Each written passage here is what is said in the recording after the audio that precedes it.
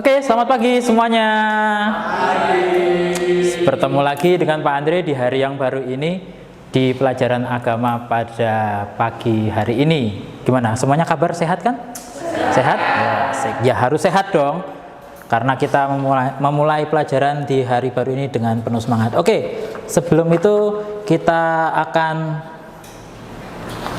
masuk ke dalam materi baru di kelas 12 ini. Minggu lalu kita sudah belajar tentang materi panggilan hidup membiara. Sekarang kita akan masuk ke materi baru dengan judul panggilan hidup berkeluarga. Oke, sebelum itu mari kita berdoa terlebih dahulu. Pak Andri akan memimpin doa. Dalam nama Bapa dan Putra dan Roh Kudus. Amin. Baik, Pak Andri akan absen dulu tentang kehadiran kalian. Yang pertama adalah Matthew Dimas. Hadir? Hadir. Oke, terima kasih semuanya. Hadir semua. Mari kita lanjut kembali di slide selanjutnya. Yang pertama, panggilan hidup berkeluarga. Apa sih yang ingin kita capai di pembelajaran kali ini di materi panggilan hidup berkeluarga ini? Yang pertama, peserta didik kita semua dapat memahami arti dari keluarga. Kemudian yang ketiga, peserta didik mampu menjelaskan peran dari keluarga beserta tantangannya. Nah, nanti kita lihat di sepanjang dinamika pembelajaran ini ada bagaimana keluarga menyikapi tantangan dan juga masalah yang ada di dalamnya. Kemudian yang keempat, peserta didik memahami panggilan hidupnya sebagai umat Allah dengan menentukan langkah yang tepat dalam menjawab panggilan hidup untuk berkeluarga. Bisa dipahami kira-kira? Bisa. Oke, terima kasih. Baik, kita lanjut kembali. Nah, sebelum kita masuk ke dalam inti pembelajaran hari ini atau pembelajaran panggilan hidup berkeluarga, Pak Andri ingin memutarkan salah satu video klip sudah terkenal dan juga kita sudah mendengar dengan judul adalah Harta Berharga.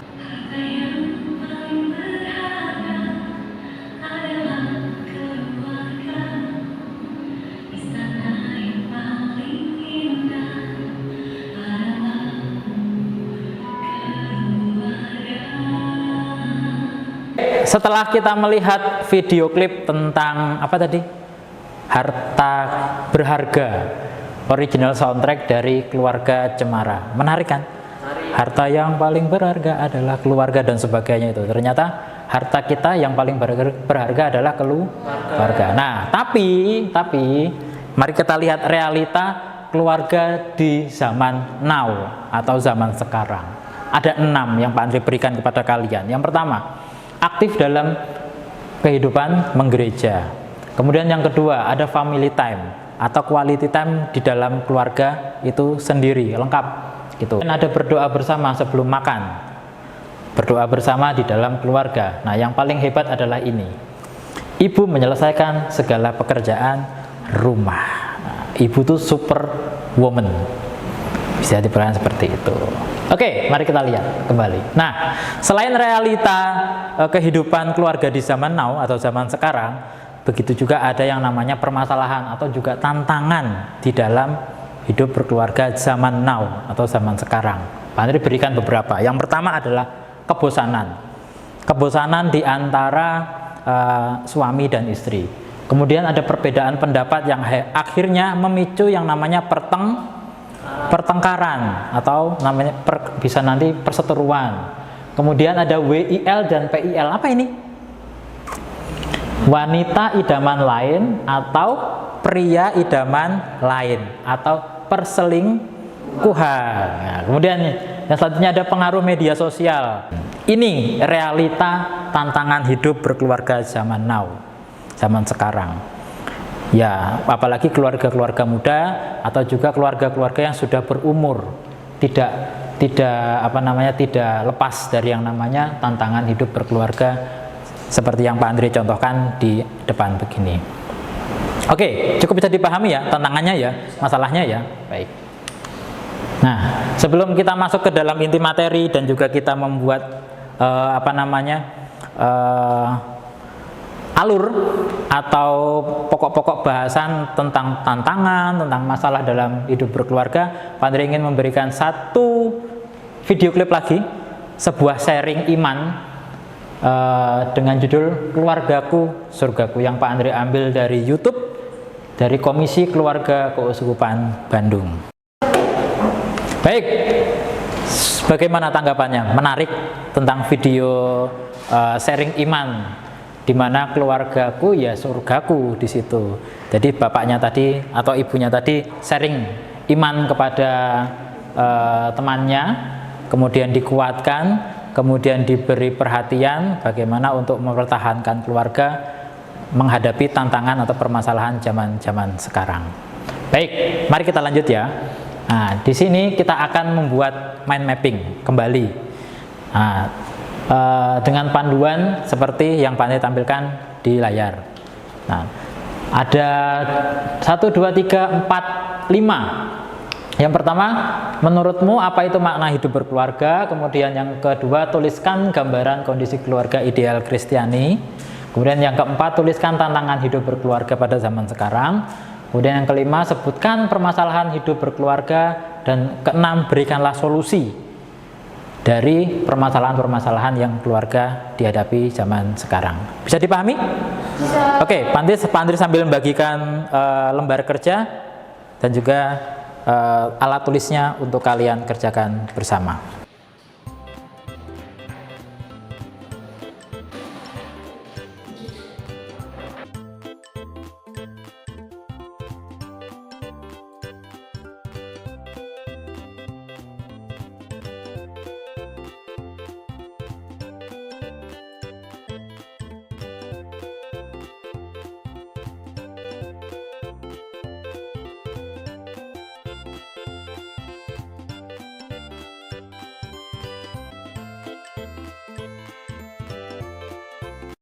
Baik, bagaimana? Apakah sudah selesai mengerjakan mind mappingnya? Sudah. Wah, sangat cakep-cakep dan menarik hati. Kalian kreatif sekali. Baik, mari nanti kita akan mempresentasikannya. Nanti Pak Andri minta 2 kelompok saja yang akan mempresentasikan mind mappingnya berdasarkan panduan pertanyaan yang di atas. Perkenalan, kami dari kelompok 2 ingin mempresentasikan mapping kami. Yang pertama, makna keluarga. Makna keluarga menurut kelompok kami adalah sekelompok orang yang terikat dengan hubungan darah dalam suatu pernikahan. Yang kedua adalah tantangan hidup berkeluarga, perkembangan media sosial dan sikap individualistik. Dan yang terakhir ada permasalahan hidup berkeluarga, godaan bagi suami istri dan anak mencintai hubungan luar keluarga seperti perselingkuhan, anak jarang ngobrol bersama keluarga, dan yang terakhir asik dengan teman.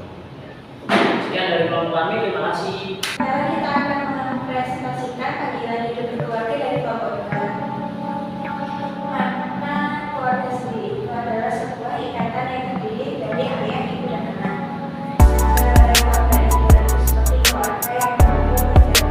Terima kasih untuk presentasinya dari kelompok 1 dan kelompok 2. Ya, sudah kita dengarkan bersama tadi tentang makna keluarga, terus juga tantangan hidup berkeluarga zaman sekarang, kemudian permasalahan hidup keluarga zaman sekarang. Mari kita perdalam melalui materi berikut ini. Yang pertama, arti dan makna keluarga sudah kalian kemukakan tadi. Nah, kurang lebih seperti ini. Keluarga adalah sekolah kemanusiaan yang kaya. Perkawinan Katolik itu adalah suci, sakramen antara laki-laki dan perempuan. Kemudian keluarga merupakan gereja. Kemudian yang kedua, pengaruh orang tua membentuk rumah tangga sangat berperan bagi pertumbuhan anak. Nah, mari kita lihat tugas dan tanggung jawab antara ayah. Orang tua adalah mengasihi orang tua, bersikap dan berperilaku penuh syukur, serta bersikap dan berperilaku hormat pada orang tua. Selanjutnya, membina hubungan baik kakak adik, saling bantu, belajar, dan berkomunikasi. Oke, terima kasih Ivan sudah membaca kewajiban-kewajiban kita, kewajiban-kewajiban kalian sebagai anak-anak di rumah maupun juga di sekolah. Oke, kita lanjut. Cinta kasih dan komunikasi dalam keluarga, yaitu yang pertama, pentingnya cinta dalam hidup manusia. Jelas, sangat. Perkawinan sebagai perjanjian. Yang kedua, perkawinan segi simbolik dari hubungan Tuhan dan umatnya Yang ketiga, perkawinan sebagai kebersamaan seluruh hidup dari pria dan wanita. Kemudian yang terakhir adalah perkawinan itu sebagai sakramen, artinya tanda cinta Allah kepada umat dan gereja. Nah, mari kita lihat tujuan dari perkawinan Katolik. Ada 3. Yang pertama adalah mencapai kesejahteraan hidup bersama suami istri, atau dalam bahasa Latinnya adalah dan kemandirian anak-anak. Tadi ada 3 tujuan perkawinan Katolik, sekarang juga ada 3 sifat perkawinan Katolik. Yang pertama adalah monogam. Apa arti dari monogam? Anti poligami dan poliandri. Sudah tahu itu, jelas apa artinya. Kemudian menyerahkan diri seutuhnya kepada pasangan, dan yang penting adalah hanya satu sampai kematian memisahkan. Monogam itu artinya hanya satu atau satu. Kemudian yang kedua adalah tak terceraikan. Bersifat tetap, hanya maut yang memisahkan keduanya. Tidak ada yang lain yang memisahkan perkawinan Katolik selain maut atau kematian. Cinta personil, total dan permanen. Dan sedangkan yang ketiga adalah sakramental. Itu artinya bahwa perkawinan gereja Katolik direstui oleh Allah, dan Allah sendiri hadir di dalam keluarga itu. Baik, cukup paham ya Pak Andri menjelaskan keluarga dan juga masuk ke dalam perkawinan Katolik. Di sini bisa dipahami? Bisa? Oke, terima kasih sudah mengikuti dan juga sudah sedikit banyak memahami tentang keluarga dan juga perkawinan gereja Katolik. Nah, baik, setelah kalian mendengarkan penjelasan dari Pak Andre, kemudian di dalam inti dari materi panggilan hidup berkeluarga dan juga menyentuh sedikit perkawinan Katolik, dan juga kalian sudah mengerjakan mind mapping dengan segala kreativitasnya, dengan memperhatikan bagaimana permasalahan dan juga tantangan di dalam hidup berkeluarga.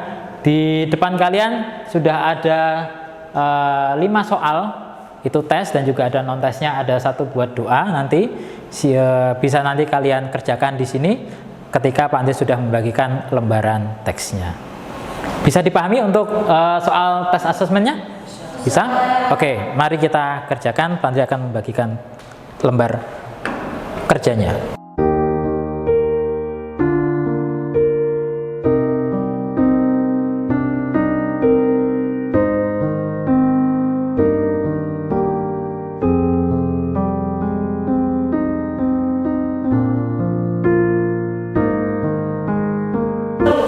Baik, kita sudah mendalami materinya dan juga kalian sudah mengerjakan tes asesmennya dan juga non tes asesmennya juga sudah dikerjakan dengan baik.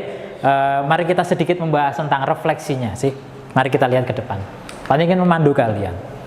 Ada 4 pertanyaan refleksi untuk kita renungkan bersama. Silahkan nanti dijawab secara pribadi di lembar yang sudah Pak Andri bagikan. Yang pertama adalah, apakah aku menyayangi keluargaku? Yang kedua, apakah aku selalu melaksanakan tugas dan kewajibanku sebagai anak? Oke, sembari kalian mengisi lembar refleksi, Pak Andri akan memberikan peneguhan di materi panggilan hidup berkeluarga hari ini. Yang penting juga adalah komunikasi, cinta, dan saling menjaga adalah kunci. Bisa dipahami materi panggilan hidup berkeluarga saat ini? Bisa? Oke, sangat baik. Terima kasih untuk kalian semua sudah belajar bersama dengan Pak Andre di materi panggilan hidup berkeluarga pada pagi hari ini. Semoga materi ini berguna bagi kalian, keluarga kalian juga sebagai anak-anak, dan juga Pak Andre sebagai orang tua di rumah maupun di sekolah ini. Apakah ada pertanyaan? Cukup? Tidak ada? Bisa dipahami dari awal sampai akhir? Oke, Pak Andri ucapkan terima kasih sekali lagi untuk semuanya saja yang sudah ikut belajar bersama dengan Pak Andre di pagi hari ini. Oke, sebelum melanjut ke pembelajaran selanjutnya, kita bisa tutup dengan doa singkat. Mari kita berdoa. Dalam nama Bapa dan Putra dan Roh Kudus, amin. Selamat pagi, selamat melanjutkan pembelajaran selanjutnya. Terima kasih. Terima kasih, Pak.